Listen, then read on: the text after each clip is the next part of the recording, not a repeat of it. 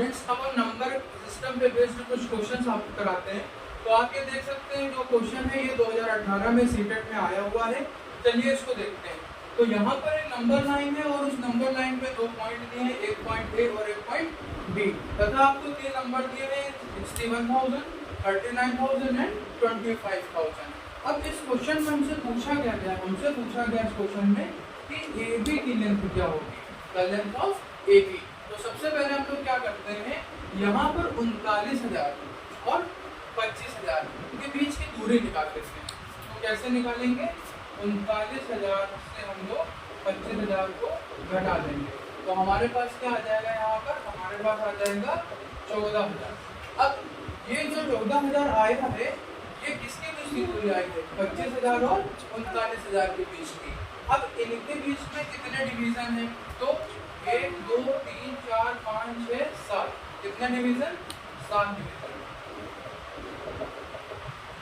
Total division हमारे पास कितने हैं, 7।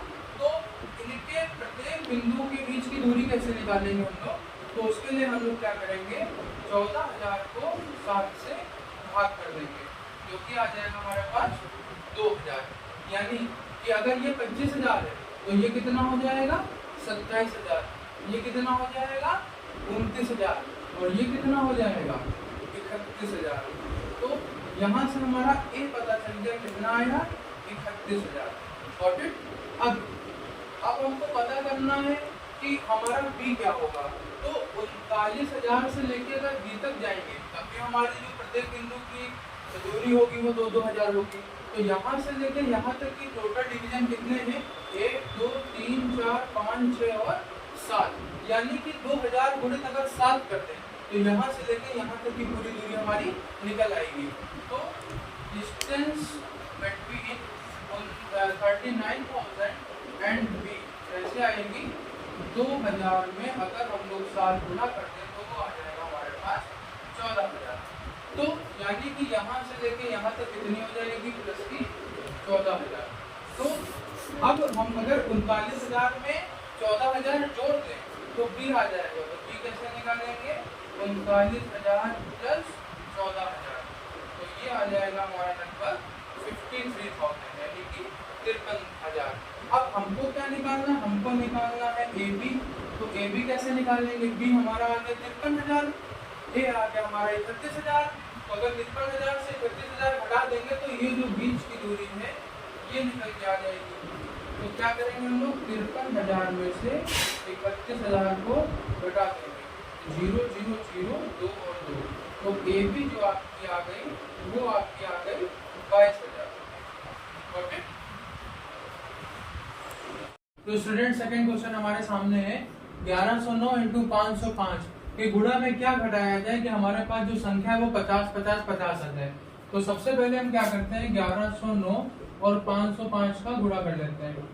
तो 5 9 45, 5 9 45 के 5 से 4 4 का 4 5 1 5 5 1 5 0 0 0 0 गुणित गुणित 5 4 5 और 5। तो ये 5 4 5 5 10 0 5 1 6 4 10 के 0 5 1 6 5। तो हमारे पास जो ये आ गया 5,60,045। अब कहा गया है कि इस संख्या में क्या घटाएं कि हमारे पास संख्या आ जाए 50 50 50। तो मान लेते हैं कि जो संख्या इससे घटाई जा रही है वो घटाई जा रही है x। तो 56 0 0 45 में मान लेते हैं x घटाया गया, तो हमारे पास संख्या आ गई 50 50 50। अब यहाँ से अगर हम x की संख्या का मान निकालें तो कैसे निकालेंगे, ये वाली संख्या जब इक्वल के इस तरफ आएगी तो क्या हो जाएगी, सब्ट्रैक्ट हो जाएगी, और ये जो माइनस का x है उधर जाके क्या हो जाएगा, प्लस का x हो जाएगा। अब यहाँ पे 56 0 0 45 से हम लोग 50 50 50 को घटा लेते हैं। तो 5 14 में से 5 गया 9 9 का 9 9 में से 5 गया 4 5, और ये आपका आ गया 54,995 उत्तर। अब दोस्तों आगे अगला जो प्रश्न है इसके बाद वो हमारा कहा गया है कि 6/5 में कितने 1/10 होंगे, 6/5 में कितने 1/10 होंगे। तो इसको करने के लिए क्या करेंगे, सीधा हम लोग 6/5 को भाग कर देंगे 1/10 से। तो यहाँ पर जब भाग करेंगे तो जब भाग को हम लोग बदलेंगे गुणा में, तो ये वाली संख्या क्या होगी, रेसिप्रोकल हो जाएगी। तो 10 ऊपर आ जाएगा और 1 नीचे आ जाएगा। तो 5 से जब 10 को काटेंगे 2 आ जाएगा, 6 दूनी 12, यानी कि 12 संख्या आ जाएंगी 6/1 में। तो चौथा प्रश्न हमारे पास है, यदि 2/3, 23/30, 9/10, 11/15 और 4/5 को अगर आरोही क्रम में लगाया जाए तो मध्य की संख्या क्या होगी। तो यहाँ पर हम देख सकते हैं कि 2/3, 23/30, 9/10, 11/15 और 4/5 सबके ही जो हर हैं डिनोमिनेटर वो सब अलग अलग हैं। तो किसी भी फ्रैक्शन को यानी भिन्न को पहले अगर हम लोग एलसीएम लेंगे तब उसके क्या होंगे, डिनोमिनेटर बराबर होंगे। तो पहले क्या करते हैं, इन सभी के डिनोमिनेटर का लासापा ले लेते हैं। तो यहाँ पे लासापा ले लेते हैं 3, 30, 10, 15 और 5 का।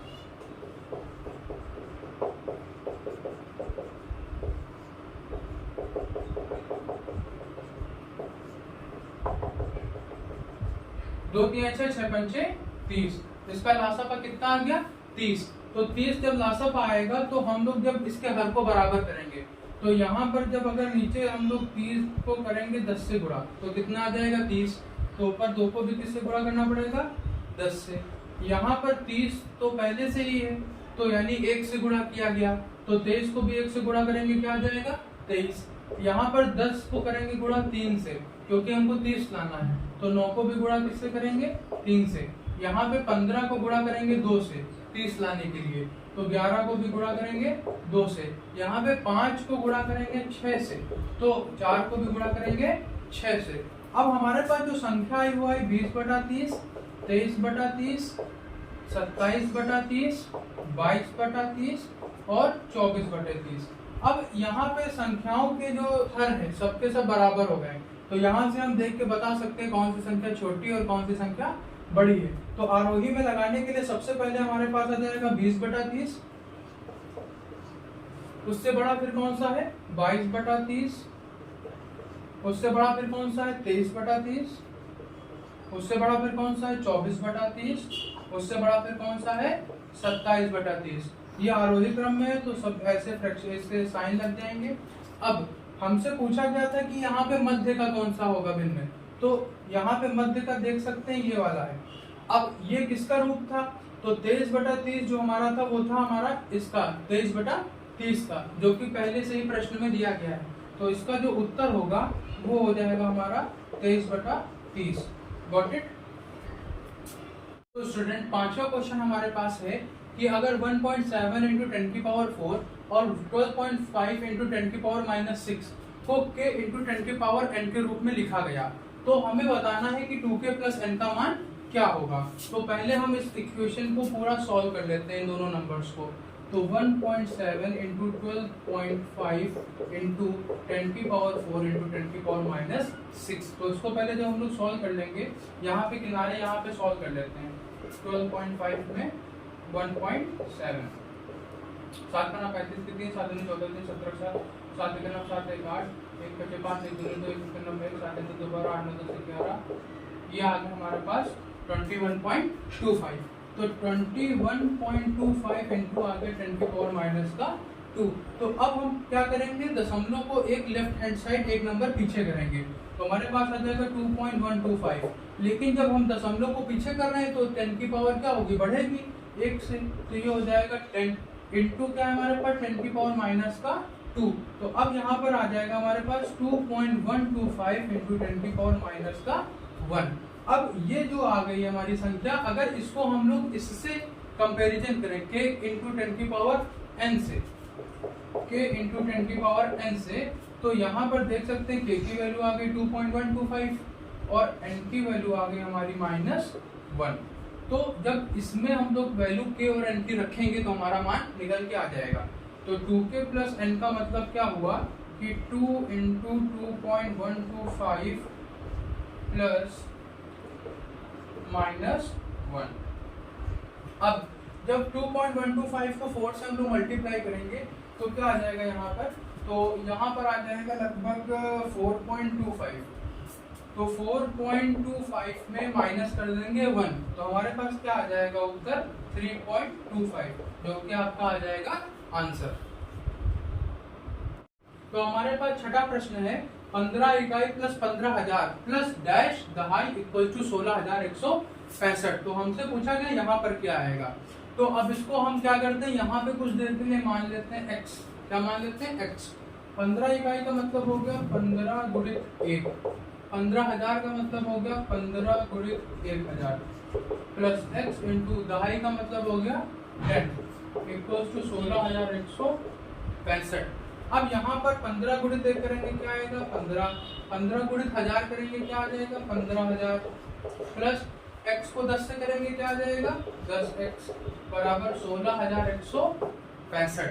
15,000 में 15 जोड़ेंगे तो क्या आ जाएगा 15,015 प्लस 10x बराबर 16,165। यहाँ से जब हम लोग x की वैल्यू निकालेंगे तो सबसे पहले ये नंबर जो प्लस का है उधर जाके क्या हो जाएगा माइनस। तो यहाँ से 16,165 से हम घटा लेंगे 15,015 को। तो यहाँ पर कर लेते हैं जल्दी से इसको। 16,165 से अगर हमने घटाया 15,015 को 0,5,1,1 तो हमारे पास आ गया ये 1150। अब यहाँ से जब हम x निकालेंगे तो क्या हो जाएगा 1150/10 यानी कि हमारे पास आ जाएगा 115। तो यहाँ पे हमारे पास आ जाएगा 115 दहाई। तो अगला सातवां प्रश्न है 15,201 में 5 का स्थानीय मान प्लस 2659 में 6 का स्थानीय मान बराबर 7 गुणित डैश। तो हमको बताना है कि यहाँ पर क्या होगा। तो अब 15,201 में 5 का स्थानीय मान का मतलब सभी को पता होगा, जो वैल्यू होती है उसके आगे जितने नंबर होंगे उतने हम लोग आगे 0 लगा देंगे। तो 5 के स्थानीय के लिए 5 लिखेंगे प्लस आगे 1 2 3 तो यहाँ हो जाएगा 5,000 प्लस 2669 में 6 में पहले लिख लेंगे 6, फिर आगे कितने नंबर 2 तो कितने 0 600 बराबर 7 गुणित। अब यहाँ पे डैश की जगह हम लोग मान लेते हैं x, तो यहाँ पर हो जाएगा x, तो ये आ जाएगा हमारे पास 5600 बराबर 7x। तो x बराबर आ जाएगा 5600 भागित 7 यानी कि आ जाएगा आंसर हमारा 800। तो यहाँ पे x की वैल्यू आ जाएगी 800। तो दोस्तों आठवां प्रश्न है 2 फिर 1 फिर आधा फिर 1/4 अब क्वेश्चन मार्क। तो एक सीरीज टाइप की क्वेश्चन है जो कि बहुत बार आती है पेपर में। तो इसमें क्या करना आप लोग को देख के ही पता चल रहा होगा कि यहाँ पर आधा होगा। तो सबसे पहले 2 का आधा हुआ कितना आ गया 1, फिर 1 का आधा हुआ कितना आ गया हाफ, फिर आधे का भी आधा हुआ कितना आ गया 1/4, फिर 1/4 का आधा किया तो कितना आ गया 1/8। तो हमारे पास जो अगला नंबर आएगा क्वेश्चन मार्क ये आ जाएगा 1/8।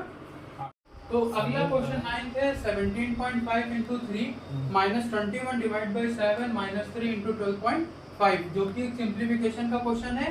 तो देखते हैं इसको। तो यहाँ पर बॉडमास के अकॉर्डिंग अगर हम लोग देखेंगे तो यहाँ सबसे पहले क्या सॉल्व करेंगे भाग।